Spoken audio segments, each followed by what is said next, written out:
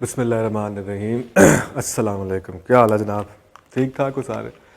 उम्मीद है जनाब आप लेक्चर सुन रहे होंगे and you are enjoying the topic of accounting equation. Actually हमने अकाउंटिंग इक्वेशन का टॉपिक शुरू कर रखा है और अकाउंटेंट बनना चाह रहे हैं हम जनाब। और अकाउंटेंट बनने के लिए हमने जो सबसे पहला टॉपिक चूज़ कर रखा है वो है अकाउंटिंग इक्वेशन। और हमने जनाब बात की कि जनाब अकाउंटिंग इक्वेशन जो है that is equal to assets are equal to capital plus liabilities। ठीक, फिर हमने जनाब इसमें थोड़ा सा एक्सटेंडेड अकाउंटिंग इक्वेशन जो है उसको लेकर आए। तो हमने कहा जनाब जरा इसको फर्दर ओपन कर लें, फर्दर एक्सपैंड कर लें। तो हमने कहा जी एक्सटेंडेड अकाउंटिंग इक्वेशन ये कहती है कि अगर आप किसी बिजनेस के प्रॉफिट्स या लॉसेस कैलकुलेट करना चाह रहे हैं तो इसका तरीका क्या है कि आपने क्या लिखना है, profit is equal to increase oblique decrease loss के in net assets plus drawings minus capital introduced.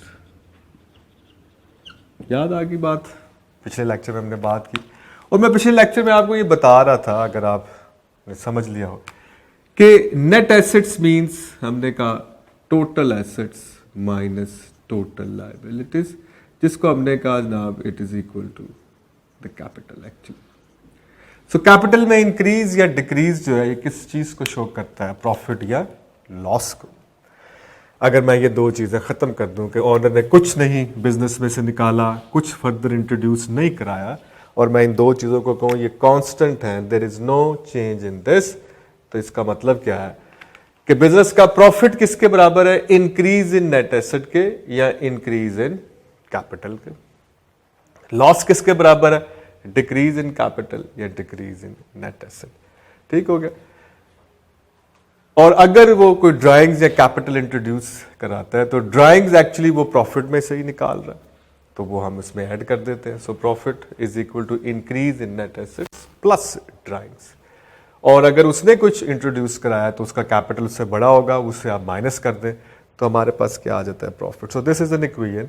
और मैं आपको बता रहा था कि जब ट्रांजैक्शंस होंगी ठीक, अभी तक हमने अकाउंटिंग इक्वेशन पे जिन ट्रांजैक्शन की बात की वो एसेट्स में इंक्रीज है या डिक्रीज है या लायबिलिटी में इंक्रीज या डिक्रीज, तो मेनली हमने उसको अभी तक रिस्ट्रिक्टेड रखा। अब ये एक्सटेंडेड अकाउंटिंग इक्वेशन और बेसिक अकाउंटिंग इक्वेशन जो आपके सामने है, इसके बाद हम थोड़ा सा चीज़ों को और फर्दर एक्सटेंड करेंगे, फर्दर आगे लेके चलेंगे। ठीक हो गया? तो स्टार्ट विद, तब कहते हैं जनाब दोबारा से आज हम अपना एक शुरू करते हैं सवाल once again to start with. तो हम कह रहे हैं एक बिजनेस शुरू कर लिया हमने, जो जस्ट स्टार्टेड अ बिजनेस। ठीक तो मिस्टर ए ने या मिस्टर बी ने या मिस्टर सी ने, जिसने भी है, बिजनेस शुरू कर लिया। ठीक हो गया। और उसने जब बिजनेस शुरू कर लिया तो उसने पहली ट्रांजैक्शन क्या की है, started a business with ₹100,000 through cash. Transaction number 1, transaction number 1, started business, Mr. Z started business with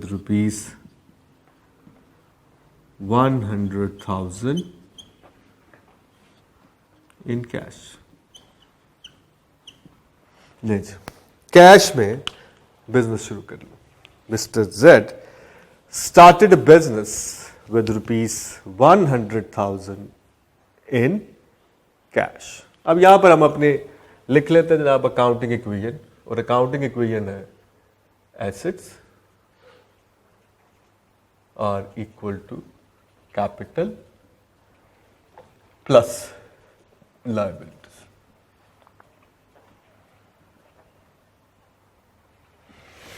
assets are equal to capital plus liabilities. पहली ट्रांजैक्शन।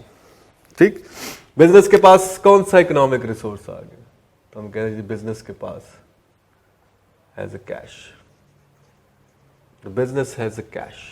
ठीक हो गया, बिजनेस के पास है जी कैश। ठीक, assets are equal to capital plus liabilities. ठीक हो गया जी, ये हमारे पास कोई। तो बिजनेस के पास पहली ट्रांजैक्शन के बाद business has a cash of rupees 100,000। ठीक हो गया जनाब। ट्रांजैक्शन नंबर 1, बिजनेस के पास एसेट्स हैं 1 लाख के, तो टोटल एसेट्स कितने बने 1 लाख के। ठीक, बिजनेस के पास कैपिटल, ये कैश कहां से आया, तो हम कहते हैं it comes from through capital, so rupees 1,000 it's capital. ठीक हो गया जनाब। अकाउंट इक्वेशन इक्वल, इसको हमने पिछले लेक्चर में भी डिस्कस किया। सो एसेट्स रिसोर्सेज में कैश है आपके पास, बिजनेस के पास 1 लाख, और सोर्स ये कहां से आया, ये कैपिटल से आया, तो हमने यहां पर 1 लाख लिख लिया। So cash is of rupees 100,000 and from where it comes in, it is coming through from the owner, तो हमने इसको कैपिटल के नीचे लिख लिया, और resource are equal to the source. तो ये थी जनाब हमारी पहली transaction. Look at the second transaction, purchase a car for rupees 50,000 through cash. Purchased a car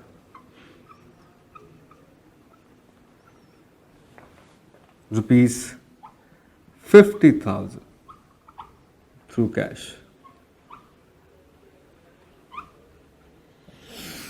50,000 की गाड़ी खरीद ली, 50,000 की गाड़ी खरीद ली, तो हम कहते हैं जी क्या हुआ, तो कहते हैं आप ट्रांजैक्शन नंबर 2, दूसरी ट्रांजैक्शन, बिजनेस के पास एक नया एसेट आ गया है and that is a car, the business has a car.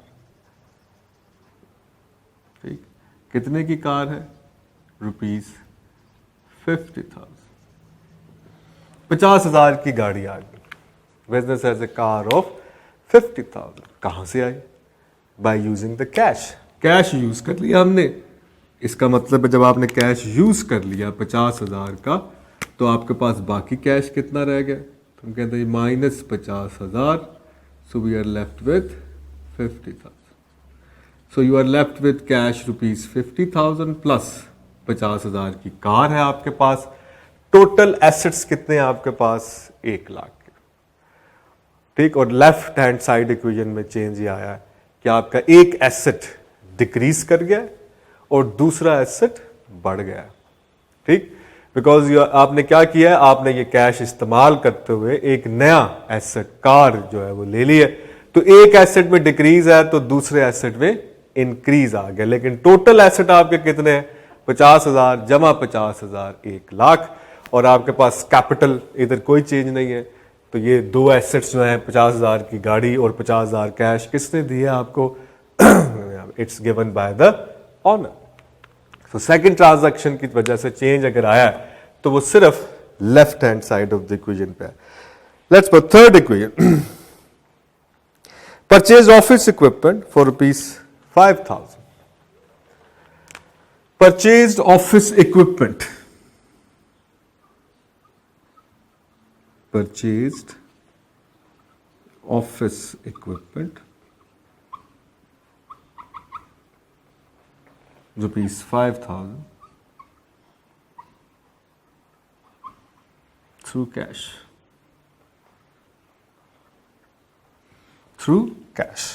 मतलब 5,000 का ऑफिस इक्विपमेंट बाय कर ले, मतलब प्रिंटर शिंटर ले लिया होगा ये चीजें वगैरह। So the office equipment has been purchased by the business for rupees 5,000. So what is the third transaction now? तीसरी ट्रांजैक्शन के बाद क्या होगा, अगर आप गौर करें तो तीसरी ट्रांजैक्शन और दूसरी ट्रांजैक्शन में हमें कोई खास फर्क नजर नहीं आता। उसकी वजह क्या है कि आपके पास फिर एक नया एसेट आ गया और उस नए एसेट का नाम है office equipment. So you have an office equipment, और वो आ गया जी आपके पास ₹5,000। इट्स ₹5,000। ठीक हो गया। और इधर आपका कैश जो है वो 5,000 से कम हो गया, और आपके पास बाकी पैसे बच गए हैं cash 45,000। You are left with ₹45,000। और आपके पास दूसरा एसेट क्या है? कार। कितने का जनाब? ₹50,000। और तीसरा एसेट है आपके पास ऑफिस इक्विपमेंट, ₹5,000। तो अगर आप इन तीनों को ऐड करें तो अगेन व्हाट वी हैव, 1,00,000 के इकोनॉमिक रिसोर्स है हमारे पास बिजनेस के पास, और जिनके नाम है कैश, कार, ऑफिस इक्विपमेंट। हिसाब रखा हुआ जी हमने कि टोटल इकोनॉमिक रिसोर्स है एसेट्स 1,00,000 के। ठीक हो गया। जिसको हमने क्या किया है कि जनाब 45,000 जिसमें कैश का है, 50,000 की गाड़ी है, 5,000 के ऑफिस इक्विपमेंट है। क्या कर रहे हैं हम? हिसाब रख रहे हैं। ठीक। और दूसरी साइड पे क्या सूरत हाल है? तो हम कहते हैं जी दूसरी साइड पे कोई चेंज नहीं है। ये 1,00,000 के इकोनॉमिक रिसोर्स जो है आपके पास, जिसमें 45,000 कैश है, 50,000 की गाड़ी है, 5,000 का ऑफिस इक्विपमेंट है। कहां से आए थे? ओनर ने 1,00,000 रुपया दिया था, उसमें से हमने 50,000 की गाड़ी खरीदी, 5,000 का ऑफिस इक्विपमेंट लिया। ठीक हो गया जनाब। चलिए जी, now moving to the fourth transaction.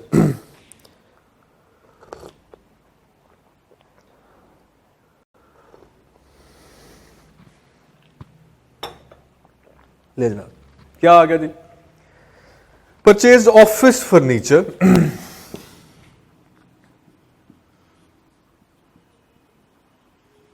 purchased office furniture ₹5,000 on credit, उधार पे खरीद लिया, ऑन अकाउंट। ठीक, पैसे नहीं दिए हमने, 5,000 का फर्नीचर खरीद लिया और क्रेडिट पे खरीद लिया। तो 5,000 का फर्नीचर ऑन क्रेडिट। तुम कहते हैं जी व्हाट हैपेंस है? तो number 4, transaction number 4। Now we will have another asset. उसका क्या नाम है? We have furniture.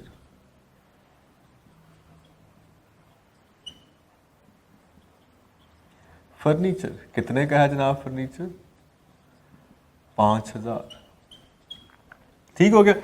5,000 का आपके पास फर्नीचर आप ले आए, तो हम कहते हैं जी दूसरी तरफ कैश में कोई कमी हुई? तो हम कहते हैं नहीं, कैश तो उतने का उतना ही है, 45,000। इधर नहीं, इधर भी कोई फर्क नहीं, गाड़ी 50,000। इधर ऑफिस इक्विपमेंट कोई चक्कर नहीं जनाब, 5,000।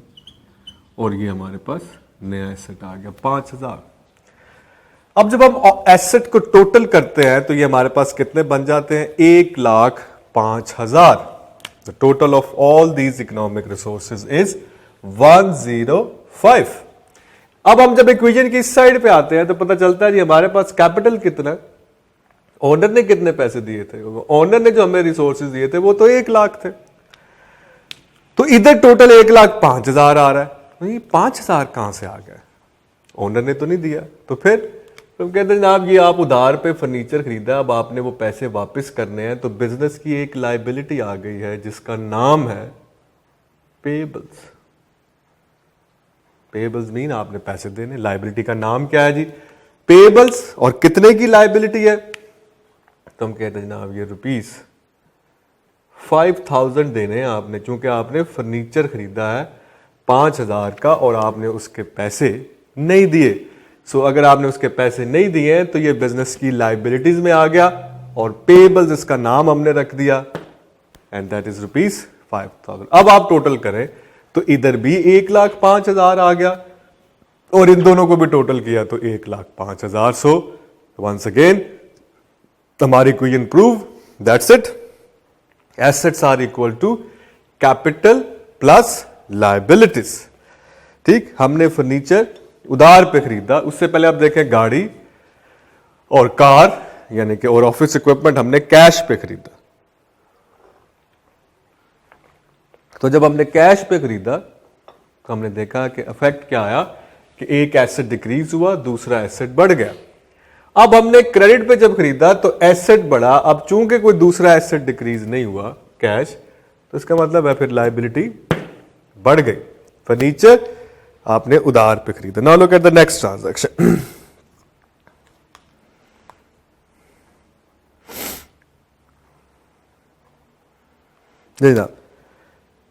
Transaction number 5, services rendered and get fee rupees and get a fee of rupees 20,000। 20,000 fees आपने सर्विसेज दी, किसी के लिए काम किया है और उसके अगेंस्ट आपको फी मिली है 20,000 रुपए की। ठीक हो गया, 20,000 कैश। ठीक हो गया, काम किया आपने, उस काम के आपको पैसे मिले हैं। कितने पैसे मिले हैं जी? सर्विसेज आपने दी बिजनेस ने और उसकी फीस बिजनेस ने चार्ज की है 20,000। जैसे डॉक्टर के पास आप जाते हैं और वो जनाब आपको चेक करता है, मुआयना करता है, पैसे लेता है, तो पता चलता है पूरे दिन में डॉक्टर मुख्तलिफ लोगों से कितनी फीसें ले ली, 1.5-2 लाख रुपए की फीस तो इकट्ठी कर लेता है। इसी तरह बिजनेस ने सर्विसेज दी, किसी के लिए कोई काम किया, तो उसको जनाब मिले हैं पैसे 20,000। अब हम कहते हैं नंबर 5 ट्रांजैक्शन, 5 नंबर ट्रांजैक्शन क्या हुआ? 20,000 कैश आपको रिसीव बिजनेस। इसका मतलब है बिजनेस का कैश जो है वो 20,000 से बढ़ गया।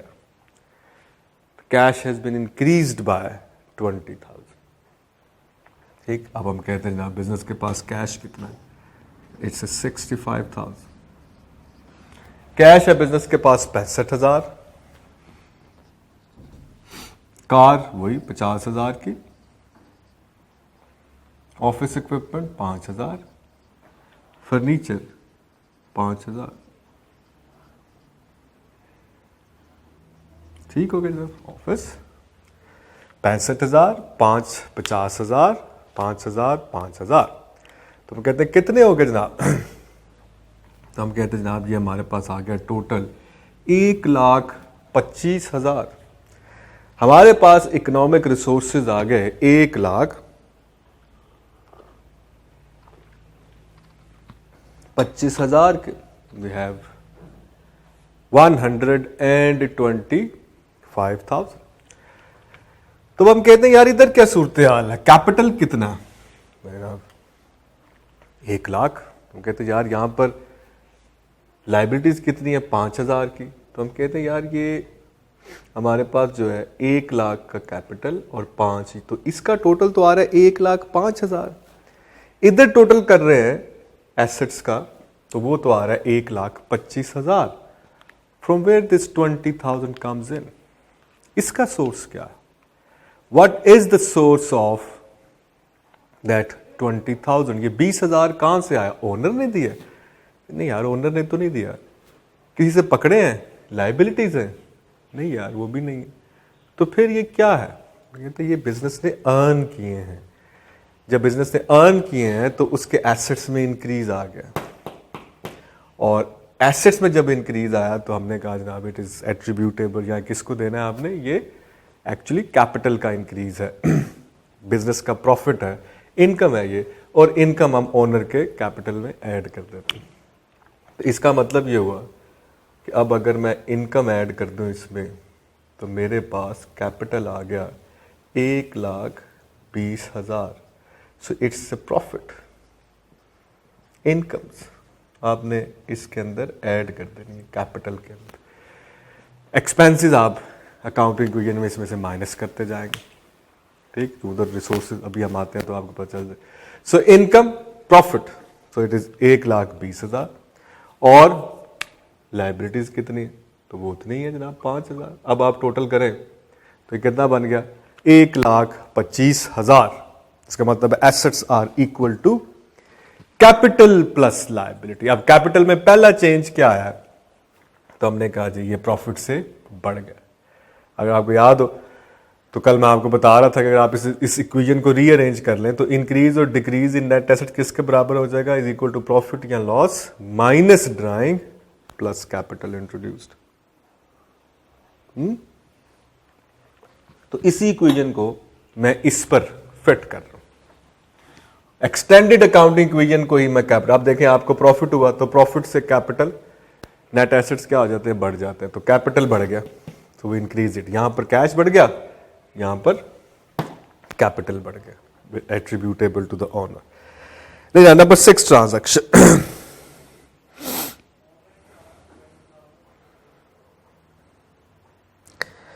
Again services rendered, number 6, services rendered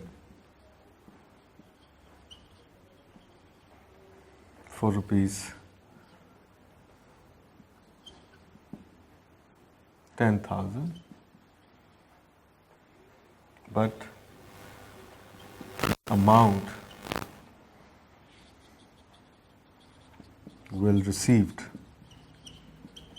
next month 10,000 की फर्दर सर्विसेज दी एक पार्टी को, लेकिन वो पैसे देगा हमें अगले महीने।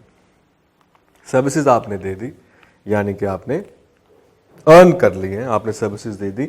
अब दूसरी पार्टी ने आपसे सर्विसेज ले ली हैं, तो उसने आपको अगले महीने पैसे देने हैं। तो सर्विसेज हैज बीन रेंडर्ड। तो हम कहते हैं अच्छा अब क्या होगा, तो हम कहते हैं देख लेते हैं जी नंबर 6 ट्रांजैक्शन। कैश कितना है, is there any change in the cash, तो हम कहते हैं नहीं जी कैश में तो कोई चेंज नहीं है क्योंकि पैसे तो आए नहीं। So rupees 65,000। Is there any change in car, हम कहते हैं नहीं उसमें भी कोई चेंज नहीं है, rupees 50,000। Is there any change in office equipment, तो कहते हैं नहीं जी उसमें भी कोई चेंज नहीं है, 5,000। Is there any change in furniture, no there is no change in furniture, 5,000। तो फिर तो हम कहते हैं एक नया एसेट आ गया, there is a new asset, और वो एसेट ये है कि हम लीगली हमारा राइट है कि हम पैसे जो है वो महीने बाद अपने कस्टमर से लें। तो ऐसे जैसे हमने कहा जब आपने फर्नीचर खरीदा तो आपने दूसरी पार्टी के पैसे देने, तो हमने उसका नाम रखा पेएबल्स। अब आपने सर्विसेज दी हैं और आपने पैसे रिसीव करने हैं नेक्स्ट मंथ, तो ये आपका राइट टू रिसीव कैश है। A right to receive cash is called as receivables.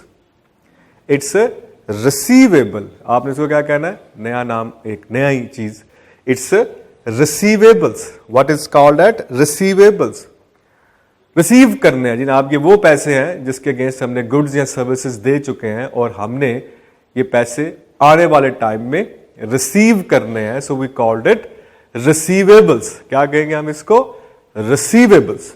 Receivable कितने के, कितने की सर्विसेज आपने दी, 10,000 रुपए की, तुम कहते हैं जी रुपीज 10,000, 10,000 के हमारे रिसीवेबल्स। अब ये भी एसेट्स हैं, ठीक, इकोनॉमिक रिसोर्स है आपका, आपको फ्यूचर में पैसे मिल रहे हैं इससे 10,000। अब अगर आप इसका टोटल करें तो ये कितना बन जाता है, it is going to be 135,000, 1,35,000। तो हम कहते हैं जी अब हमारे पास तो total plus capital plus liabilities कितना है, 1,25, ये कितना आ रहा है, 1,35। तो हम कहते हैं भाई 10,000 की और सर्विसेज दी ना तो इनकम और हो गई, चाहे कैश नहीं आया लेकिन आ तो जाना है। तो ये कितना बन गया, 1,30,000। फर्दर आपने प्रॉफिट और इनकम इसमें ऐड करते, ठीक। और इधर कोई चेंज नहीं है, रुपीज 5,000, दैट इज रुपीज 5,000। सो अगर आप टोटल करें तो 1,35, इधर भी करें तो 1,35,000, ठीक हो गया।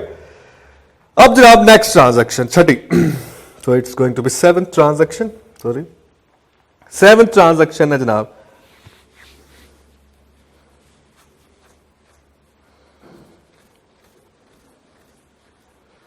नहीं जनाब पेड फॉर ऑफिस फर्नीचर, ठीक, number 7, paid for office furniture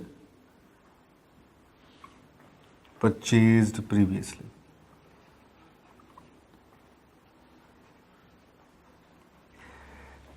paid for office furniture purchased previously, हमने जो पहले फर्नीचर खरीदा जो कि आप देखें नंबर 4 ट्रांजैक्शन थी, हमने क्रेडिट पे खरीदा था। अब हम ये कह रहे हैं कि हमने इसके पैसे दे दिए, इस फर्नीचर के पैसे आपने दे दिए। तो जब आपने फर्नीचर के पैसे दे दिए तो इसका मतलब क्या होगा, नंबर 7 ट्रांजैक्शन, आपका कैश जो है वो 5,000 से कम होगा। 5,000 दे रहे थे ना आपने, तो बाकी कितना बच गया तो हम कहते हैं बाकी बच गया 60,000। इधर कोई चेंज आया? No change. ₹50,000 की गाड़ी है प्लस ₹5,000 का हमारे पास ऑफिस इक्विपमेंट है, 5,000 का फर्नीचर है और 10,000 के रिसीवेबल्स। तो टोटल अगर हम करें तो ये बन जाता है 1,30,000। ठीक हो गया जनाब? 1,30,000। तो इधर आते हैं जनाब, is there any change in the capital, कोई इनकम कोई एक्सपेंस हुआ? तो हम कहते हैं नहीं, सो इट रिमेन्स 130,000। इधर तो हम कहते हैं ये पेबल्स हमने माइनस मतलब पेमेंट कर दी है, तो ये बन गए -5,000। तो ये कितना बच गया बाकी? So it left with 0। तो अब अगर आप देखें तो कैपिटल प्लस लायबिलिटी कितनी है? अगेन 1,30,000। हमने 5,000 की पेमेंट कर दी, वो पेएबल जिसके अगेंस्ट हमने जिससे हमने फर्नीचर खरीदा था, तो वो 5,000 हमने देने थे, वो हमें दे दिए भाई। तो paid for office furniture purchased previously, so we paid that, हमने उसको पेमेंट कर दिया। तो हमारा कैश कम हुआ 60,000 और इधर से हमारी लाइबिलिटीज कम होगी -5,000। Moving to the next transaction, paid salary to his office boy ₹2,000 by cash. इधर आ जाते हैं जनाब थोड़ा सा, paid salary ₹2,000 to office boy. Office boy को आपने 2,000 सैलरी में दे दिया, ठीक, सैलरी की मद में 2,000 दे दिया, 2,000 सैलरी की मद में दिया, तो क्या दिया होगा? कैश ही दिया होगा ना। तो कैश क्या हो गया? कम हो गया, कितने से? 2,000 से। नाउ इट्स ट्रांजैक्शन नंबर 8 -2,000, किस लिए? सैलरी दे दी, बाकी कितने बच गए? ₹58,000। एसेट्स कम हो गए, ₹58,000 कैश कम। इधर कोई चेंज आया? तो हम कहते हैं नहीं, ये तो वही है ₹50,000। इसमें कोई चेंज आया? तो हम कहते हैं नहीं जनाब, इसमें भी कोई चेंज नहीं, ₹5,000। इसमें कोई चेंज आया? No change, ₹5,000। इसमें कोई चेंज आया? No change, ₹10,000। ठीक हो गया 10,000। अब आप अगर आप इसका टोटल करें तो ये कितना आएगा? 1,28,000। इट्स 128,000। अब उधर हमारे पास कैपिटल कितना है? 1,30,000। लाइबिलिटी कितनी है? 0। ट्रांजैक्शन अकाउंटिंग इक्वेशन बैलेंस नहीं हो रही, बट वी नो दैट कि हमने 2,000 सैलरी में दिए हैं, so it mean it will reduce your profit. Incomes minus expenses is equal to profit. तो 2,000 का डिक्रीज आ गया तो एक्सपेंस से कैपिटल कम हो गया, बाकी कितना बच गया जनाब? 1,28,000। जैसे कल मैं आपको बता रहा था कि profit is equal to incomes minus expense, तो प्रॉफिट कैपिटल को ऐड करता है, मतलब प्रॉफिट होगा तो कैपिटल में इंक्रीज आएगा। सो इनकम अगर ज्यादा होंगी तो प्रॉफिट, अगर इनकम एक्सपेंस होगा तो इनकम माइनस एक्सपेंस, तो इसका मतलब प्रॉफिट रिड्यूस होगा। जब प्रॉफिट रिड्यूस होगा तो कैपिटल भी कम होगा। So it's very simple relationship अगर आप देखें। सो -2,000, 1,28,000। अब दोनों इक्वेशन, दोनों साइड्स फिर इक्वल, ठीक हो गया। अब अगर मैं आपसे ये कहूं कि पेड रेंट एक्सपेंस, तो पेड रेंट ₹3000, 3000 का रेंट दे दिया। अब मैं आपसे पूछूं हाँ जी क्या आएगा इफेक्ट इसका, तो मेरा ख्याल है कि now we are very clear. से ट्रांजैक्शन नंबर 9 क्या आएगा, तो हम कहते हैं 3000 इसमें से और कम हो जाएगा, बाकी कैश कितना बच जाएगा 55,000। इट्स 55,000 और इसमें आगे चेंज आएगा कोई, तो हम कहते हैं no change, it is ₹50,000 plus इधर कोई चेंज आएगा तो हम कहते हैं नो चेंज, इट्स 5,000। इधर कहते हैं नो चेंज 5,000, आगे कोई चेंज नहीं, ₹10,000। तो टोटल कितना बन गया, तो क्या टोटल ये बच जाएगा 1,25,000। तो 3,000 हमने रेंट दिया, तो क्या है expense, it will reduce the profit, so -3,000, 1,25,000। Capital आ गया हमारे पास 1,25,000। दोनों साइड्स वंस अगेन इक्वल है, दोनों ही बराबर है फिर, ठीक। इसका मतलब आप जब देखें कंपेयर करें, जब आपने सर्विसेज रेंडर की तो आपने इनकम अर्न की, इनकम अर्न करेंगे तो it will increase your capital on the right hand side of the equation. अब इसके दो इफेक्ट्स देखें, जब आप इनकम अर्न करेंगे तो एक वक्त में उसने कहा जी आपको कैश मिला, ऐसे यू गेट द कैश, आपको कितना कैश मिला जनाब, दैट इज 20,000 कैश पे, तो इधर हमने 20,000 इधर ऐड कर दिया। दूसरी सूरत में आपने इनकम अर्न की, कैश नहीं मिला लेकिन आपका एसेट्स बढ़ गया, दैट इज रिसीवेबल, इधर आपके प्रॉफिट्स में 10,000 ऐड हो गए। इसका मतलब जब आप इनकम अर्न करते हैं तो उसका इफेक्ट ये होता है कि इधर आपके एसेट्स बढ़ते हैं, अगर कैश में आ गई तो कैश में, अगर क्रेडिट में है तो आपका रिसीवेबल आ गया, सो इंक्रीज इन एसेट, और इधर प्रॉफिट आपके ओनर, बिजनेस के ओनर का कैपिटल बढ़ा देता। अब अगर आप एक्सपेंस करते हैं, जैसे अभी आपने कहा जनाब आपने सैलरी दी, आपने रेंट दिया, तो कैश कम हुआ, एसेट्स कम हुए। जब आप इधर एसेट्स कम होंगे तो इधर कैपिटल कम हो, तो बोथ हैव ऑपोजिट इफेक्ट। जब इनकम इंक्रीज होती है, इनकम होती है, तो इधर कैपिटल बढ़ रहा है, उधर एसेट्स बढ़ रहे हैं। जब एक्सपेंस होता है तो एसेट्स कम होते हैं और कैपिटल कम होता है। अभी इसका एक और चीज भी है, वो भी हम आगे अभी लेकर आएंगे, लेकिन पहली चीज अगर आप देखें income and expenses, income will increase the assets, on the other hand side it will increase the capital, expenses will decrease the asset and on the other hand side it will decrease the capital। ठीक हो गया। अब एक और छोटी सी transaction number 10, owner withdraw, owner withdraw ₹10,000 from business. Owner ने 10,000 जो है वो बिजनेस में से निकाल ली। क्या कहेंगे हम इसको, what we called it, we called it drawings. हम इसे क्या कहेंगे, हम इसे कहेंगे ड्राइंग्स कर ली जनाब, बिजनेस ने, ओनर ने बिजनेस में से ड्राइंग्स की। अब क्या ड्राइंग्स की हैं, कैश निकाला जी, ₹10,000 बिजनेस में से निकाल ली। तो हम कहते हैं जनाब क्या होगा, तो क्या होना है जनाब, 10,000 से कैश कम, बाकी कितना कैश बच गया, 45,000। 10,000 निकाल लिए ओनर ने कैश में से, बाकी 45। इधर कोई चेंज आया तो हम कहते हैं जी कोई चेंज नहीं आया, 50,000। इधर कोई चेंज आया तो हम कहते हैं जी नो चेंज, इधर कोई चेंज आया नो चेंज, इधर कोई चेंज आया नो चेंज। ठीक हो गया। इसका मतलब आपके एसेट्स बाकी बच गए हैं 1,15,000 के। अगर आप इसको टोटल करें सबको तो 45 जमा 50 95 प्लस 5 100 105 एंड 115,000। आपके पास टोटल एसेट्स सब बचे हैं 1,15,000 के। इधर कैपिटल कितना, 1,25।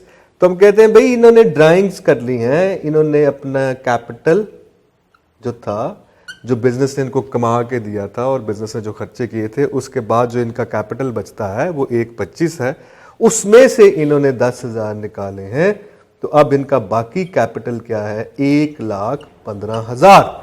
अब आप देखें यहां पर जब मैं आपको बता रहा था drawings, okay, look at the drawings, तो मैंने आपको कहा जनाब अगर आप इंक्रीज इन नेट एसेट्स को एक साइड पर रख लें और इसको उधर ले जाए तो ड्राइंग्स माइनस हो जाएंगी, प्रॉफिट ऐड होगा, लॉसेस माइनस होंगे नेचुरली।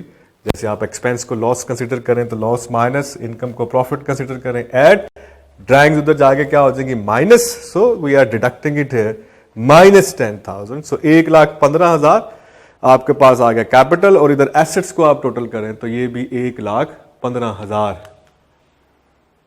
होता थी ना मैं ले जाना। अब आप देखें ड्राइंग्स, अब आप देखें कि हमने इस इक्वेशन को अगर आप देखें तो मैं इसको सारा देखे कि हमने कहा जनाब अगर प्रॉफिट होगा, तो मैंने आपको कल उस दिन कह रहा था कि increase in net asset capital को ही कहते हैं, तो इसका मतलब है कि profit add, loss minus, profit को अगर आप इनकम बना लें, लॉस को एक्सपेंस बना लें तो इट इज ऐड और माइनस, ड्राइंग्स उधर जाके माइनस, और अगर कैपिटल इंट्रोड्यूस आएगा तो वो क्या हो रहा होगा, कैपिटल में ऐड हो रहा होगा। तो एक्सटेंडेड अकाउंटिंग इक्वेशन जो है वो बेसिकली किसको फोकस कर रही है, इस फिगर, इस कैपिटल को। ये मैं आपको एक्सप्लेन करना चाहूँ, this is going to be the सारी की सिचुएशन जो है वो आपके पास इधर बन रही। So that is the left hand side of the equation, ये हम हिसाब रख रहे हैं जी हमारे पास एसेट्स कितने, और ये राइट हैंड साइड है कैपिटल प्लस लायबिलिटी, कि आपके पास रिसोर्सेज आ कहां से रहे हैं और जा कहां रहे, where they are going, from where they are coming.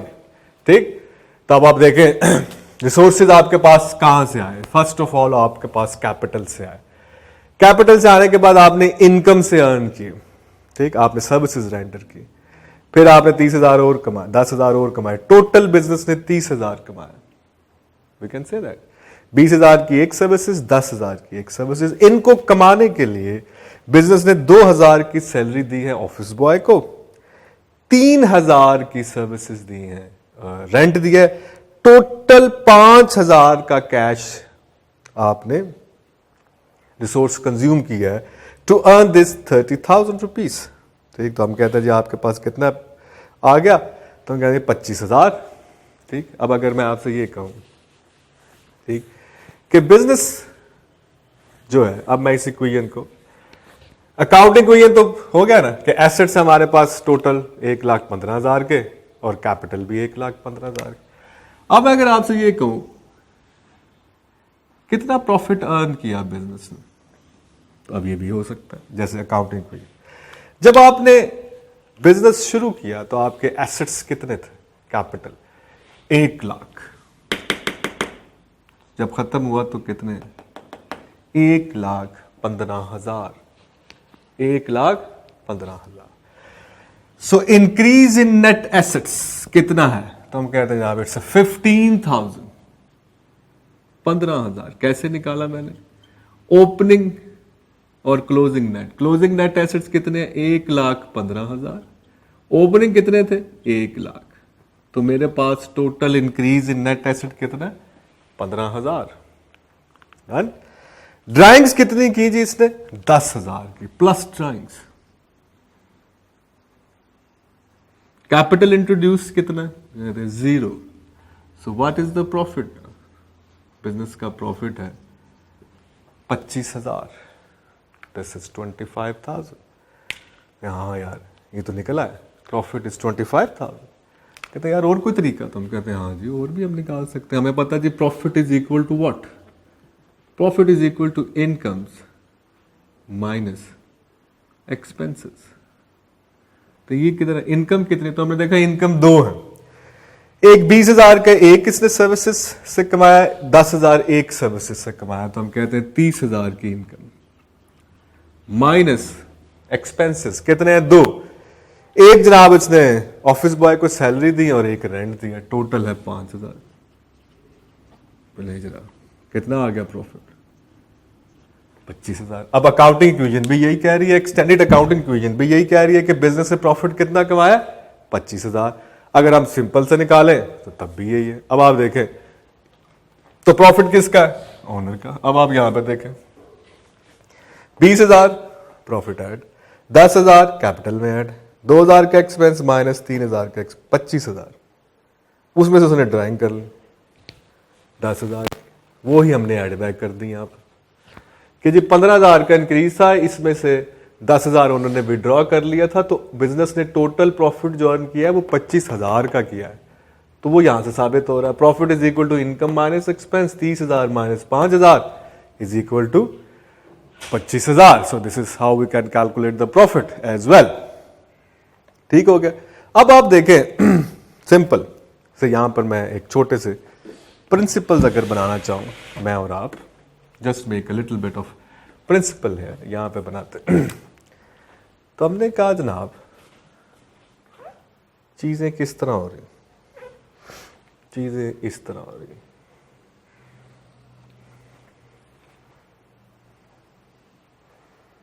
जनाब एसेट्स, अब जरा देखें गौर करें।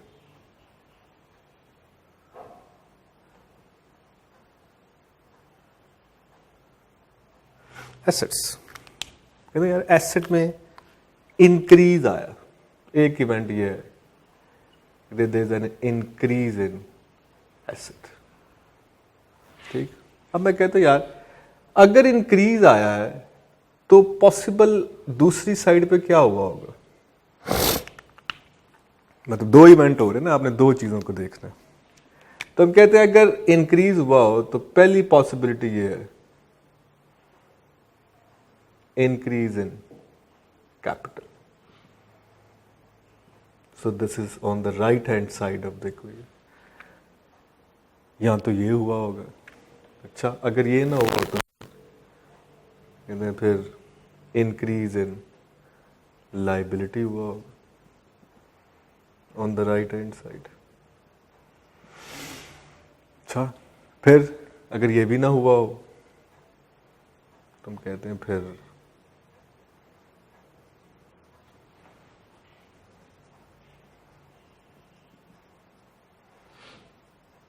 इनकम में इंक्रीज आया होगा जिसकी वजह से कैपिटल जो है वो बढ़ गया होगा।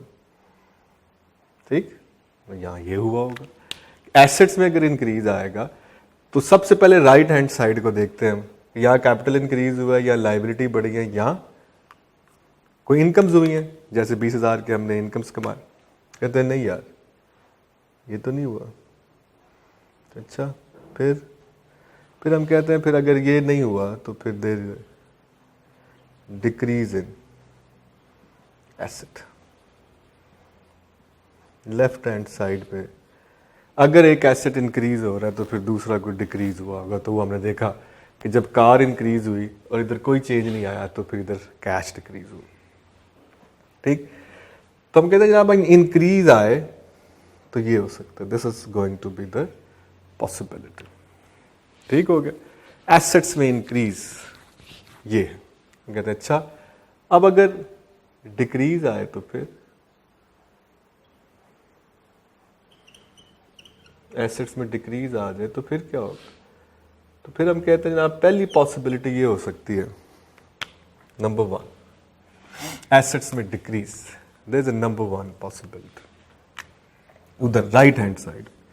तो हम कहते हैं डिक्रीज इन कैपिटल, यानी कि पहली पॉसिबिलिटी है ड्राइंग्स, कैपिटल में डिक्रीज आया होगा, ड्राइंग्स हुई होंगी राइट हैंड साइड। ठीक, हम कहते हैं नहीं ये तो नहीं हुआ। अच्छा ये नहीं हुआ तो फिर क्या हुआ, फिर हम कहते हैं डिक्रीज इन लायबिलिटी होगी।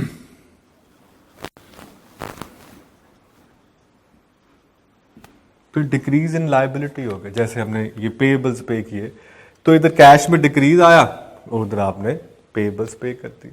सो राइट हैंड साइड पे डिक्रीज इन लायबिलिटी हुआ होगा। ये ठीक हो गया। नहीं ये तो नहीं, तो कहते फिर क्या हुआ होगा, और हम कहते और फिर एक्सपेंसेस हुए होंगे। ठीक, एक्सपेंस जब होंगे तो वो क्या करेंगे, they will reduce the profit. So again, expenses decrease in capital, right hand side. Expense की वजह से कैपिटल डिक्रीज हुआ होगा अगर हमारे पास दो इवेंट हैं, इंक्रीज इन एसेट, ठीक, यानी कि left hand side of the equation जो है उसमें इंक्रीज आए और यहाँ डिक्रीज आए, तो अब उसके पॉसिबल मूवमेंट्स, अदर मूवमेंट क्या हो सकते हैं? ठीक हो गया। तो ये अब हम कहते हैं अच्छा ये भी नहीं है, एक्सपेंस भी नहीं है, तो फिर हम कहते हैं कि अगर एक एसेट डिक्रीज हुआ तो फिर increase in other asset, left hand side पे ही फिर मूवमेंट आई होगी। अब आप गौर करें, आप यकीन करें और गौर करें कि अगर आप इसको इस तरह देखें तो this is how the counting equation flow, इसी तरह चलती। मतलब एसेट्स में या तो इंक्रीज है या decrease. So left hand side किसी एक एसेट, उसका जो भी नाम है, उसमें या तो इंक्रीज है या डिक्रीज है। अब उसकी दूसरी तरफ पॉसिबल मूवमेंट क्या हो सकती? तो हम कहते हैं पहले राइट हैंड साइड में मूवमेंट देख ले, नहीं नजर आ रही तो फिर इधर ही मूवमेंट पड़ी, बस सादा सी स्टोरी। ठीक, एसेट ने यहां इंक्रीज करना है, रिसोर्स ने यहां डिक्रीज करना है। अब आपने दूसरी मूवमेंट ट्रेस करनी है अकाउंटिंग इक्वेशन में कि दूसरी मूवमेंट क्या है, इसमें इंक्रीज क्यों आया, एसेट में डिक्रीज क्यों आया। बस उस क्यों का जवाब ढूंढ लेंगे तो आपने दूसरी मूवमेंट ढूंढ ली। मतलब पहला ऑब्जर्वेशन हमारी ये है कि कोई काम करने से एसेट में या तो इंक्रीज आया या डिक्रीज आया। अब अगर आपने ये पहली मूवमेंट पकड़ ली है कि एसेट में इंक्रीज या डिक्रीज है, तो दूसरी मूवमेंट कहां छुपी है, किस सवाल के जवाब में कि क्यों आया। कि इंक्रीज या डिक्रीज तो आपने पकड़ लिया, लिख लिया, अब आपने ढूंढना है जवाब कि इसमें इंक्रीज या डिक्रीज क्यों आया, किस वजह से आया। तो जब वो वजह आप फाइंड करने निकलते हैं तो हम कहते हैं अगर किसी एसेट में इंक्रीज आया तो उसकी पॉसिबल वजह ये हो सकती है कि फिर कैपिटल में भी इंक्रीज आया होगा, राइट हैंड साइड पे ओनर ने फर्दर कैपिटल दिया। कहते नहीं ये तो नहीं हुआ। अच्छा, फिर बिजनेस ने लोन पकड़ लिया होगा, राइट हैंड साइड पे लायबिलिटी बढ़ गई होगी। कहते नहीं ये भी नहीं हुआ। अच्छा, फिर बिजनेस ने इनकम कमाई होगी जो कि कैपिटल में ऐड हो जाएगी और उससे इसलिए एसेट में इंक्रीज आ। कहते नहीं ये भी नहीं हुआ। कहते फिर एक ही ऑप्शन बचता है, फिर इसी साइड पे लेफ्ट हैंड साइड पे कोई दूसरा एसेट डिक्रीज कर गया होगा। यानी कि अगर एसेट में इंक्रीज आता है तो उसके इंक्रीज की वजह चार हो सकती है, चारों में से कोई एक वजह बनेगी। ओनली 4 ways, रीजनिंग फाइंड करनी है तो 4 वजूहात बनती है। इसी तरह डिक्रीज है तो उसके दूसरी तरफ 4 वजूहात बनती हैं कि जी आपने पकड़ लिया एसेट में डिक्रीज आ गया लेफ्ट हैंड साइड पे किसी एक एसेट में, तो आपने कहा अच्छा, फिर राइट हैंड साइड पे ओनर ने ड्राइंग्स की होंगी, कैपिटल कम हो जाएगा। कहते नहीं, तो फिर इसका मतलब है लाइबिलिटी बिजनेस ने पे ऑफ कर दी है, लाइबिलिटी कम हो गई होंगी। इधर एसेट में डिक्रीज आया तो उधर लाइबिलिटी में डिक्रीज आ जाएगा। तो नहीं, तो अच्छा फिर कोई खर्चा वर्चा कर दिया है, उसमें रिसोर्सेज यूज हो गए तो एक्सपेंस है, उधर ओनर का कैपिटल कम हो जाएगा। कहते नहीं, कहते फिर कोई दूसरा एसेट इंक्रीज किया होगा लेफ्ट हैंड साइड पे। 4 रीजनिंग। मतलब अगर मैं एक ट्रांजैक्शन पढ़ता हूं तो मैं ये आइडेंटिफाई करता हूं उस ट्रांजैक्शन के अंदर पहली चीज कि या तो एसेट गए हैं बढ़, तो या तो एसेट गए हो गए हैं कम। ये 2 चीजों में से कोई एक चीज हुई है। तो अकाउंटेंट साहब अगर दोनों में से कोई एक चीज आइडेंटिफाई करते हैं तो अकाउंटेंट साहब को दूसरी चीज जो ट्रेस करनी है वो क्यों का जवाब है कि भाई ये क्यों इंक्रीज हुए। तो जब आप इन चीजों को देखते हैं तो यही अकाउंटिंग इक्वेशन में मूवमेंट पकड़ना है। सो एसेट्स में इंक्रीज तो दूसरी तरफ क्या हुआ, क्यों आया इंक्रीज, एसेट में डिक्रीज क्यों आया एसेट में डिक्रीज। बस आपने ये 2 मूवमेंट पकड़नी है and that is going to be the application कि जनाब अकाउंटिंग इक्वेशन में मूवमेंट कैसे पकड़ी जाती। So that is the lecture for the today. I hope आपने enjoy किया होगा। अगर कोई बात आपको समझ ना आए, फॉर एग्जाम्पल, उम्मीद है कि आपको सारी बातें समझ आ गई होंगी लेकिन अगर कोई बात समझ ना आए तो you can ask me question in the WhatsApp group. और मैंने आपको मना कर रखा है, आई होपफुली आपको याद होगी बात कि अभी तक आपने किसी और टीचर के साथ, किसी सीनियर से कोई दूसरी बुक कुछ भी नहीं पढ़ना है आपने। ठीक, अभी आपको मैंने ICAP बुक रीड करने के लिए भी नहीं कहा, सिर्फ यही चीज़ें जो मैं आपको बता रहा हूँ वही करनी है। जब मैं आपको सारी बातें बता दूंगा then I will let you know कि कौन सा चैप्टर अब आप पढ़ सकते हैं, ठीक, वो आप पढ़ सकते हैं, तो वो मैं आपको आहिस्ता आहिस्ता आई विल लेट यू नो, ठीक। तो ये था जनाब हमारे पास आज का लेक्चर अकाउंटिंग क्वीन। होपफुली आपको समझ आया होगा। बहुत बहुत शुक्रिया, थैंक यू फॉर लिसनिंग। अल्लाह हाफिज़।